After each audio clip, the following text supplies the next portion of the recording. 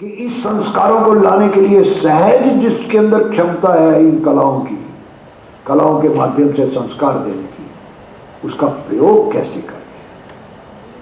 इसलिए अपने आज सत्संग कहा गया है, अच्छी बातें उसके बारे में भी करो, उसके अंदर के गुण पहचानो।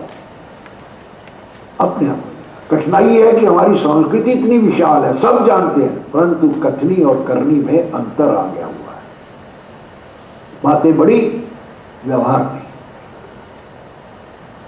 बातें तो हम यही कहेंगे कि कोई अक्षर ऐसा नहीं है जिसका मंत्र नहीं है, कोई वनस्पति ऐसी नहीं जिसके अंदर औषधि नहीं, कोई मनुष्य ऐसा नहीं जिसके अंदर गुण नहीं। परंतु जब ये बात मानता है, मुझे उसी के गुण दिखाई देते हैं, दूसरे के गुण भी नहीं दिखाई देते। ये जो विडंबना है, इसको दूर करने वाली संस्कृति के वाहक, और ये वाहक कौन? संस्कार भारती के साधक, जिनके अंदर बहुत क्षमता है। कितना समय देकर काम करना, ये हर एक की अलग अलग है। मैं मान लो पूरा समय देकर काम कर रहा हूं तो बहुत काम कर रहा हूं, मेरे अंदर कभी भाव नहीं आया, क्योंकि मैं जानता हूं कि रायदत्त जी का जो समय है कितना कीमती है, उन्होंने एक एक क्षण का।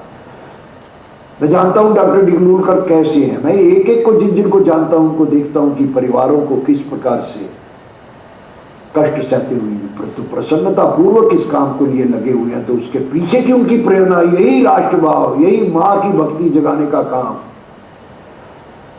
यही परिवारवाद, उसी प्रकार के कार्यक्रम करने, जिसको हमने कहा सुसंस्कारित कार्यक्रम। इसलिए जिस दिन ये संगठन 1981 में प्रारंभ हुआ, खूब चर्चा चली कि इसका नाम क्या रखा जाए।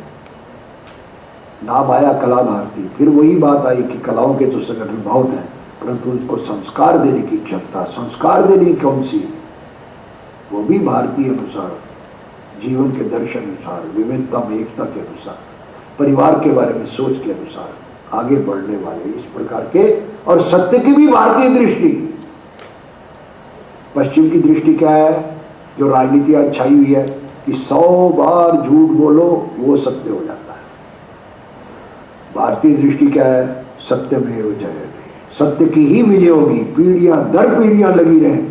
इसलिए मोहम्मद इकबाल को भी कहना पड़ा कि कुछ बात है कि हस्ती मिटती नहीं हमारी, ये हमारे शाश्वत मूल्य हैं। उनको जागरण करने का बीड़ा इन कला साधकों हम सब ने उठाया है। प्रभु से यही प्रार्थना है कि इस तात्विक भूमिका से लगे हुए कार्यकर्ताओं, उनको मैं प्रणाम करता हूं।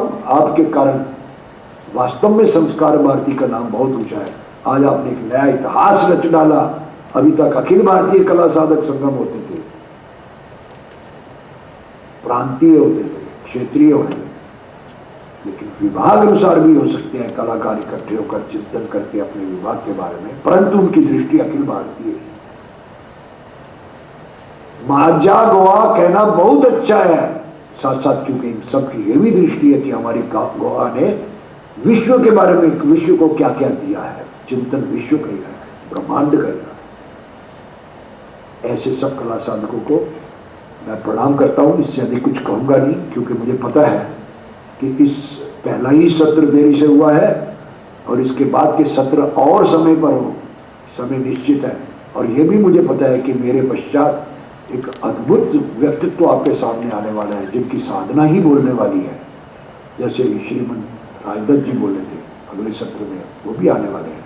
इसलिए मैं अपनी वाणी को वही विराम देता हुआ आपको पुनः पुनः कला साधकों को, बहनों बंधुओं को प्रणाम करता हूँ। धन्यवाद। सर्व पॉझिटिव्हली त्याचा उपयोग करून घ्याल अशी आशा बाळगते। हे सत्र इथंच संपलेलं आहे। थोड्याच वेळात आपण दुसऱ्या सत्राला सुरुवात करणार आहोत। थोड्याशा विश्रांतीनंतर